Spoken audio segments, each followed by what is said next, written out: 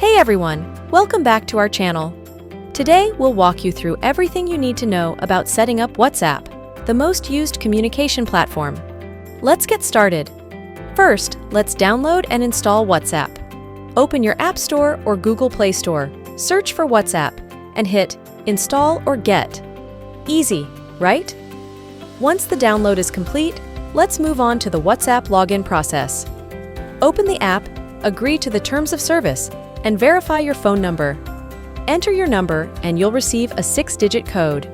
Pop that in and you're set. Next, let's personalize your profile. Open WhatsApp, click Settings, and tap your name. You can add a profile picture, set your name, and choose a status message that represents you here. Now, let's ensure your account is secure. You can enable two-step verification by going to Settings, then Account, and selecting Two-Step Verification. Set a PIN and add an email for extra security. Finally, let's tweak your privacy settings. Adjust the privacy options under Settings to decide who can see your last seen, profile photo, and status updates.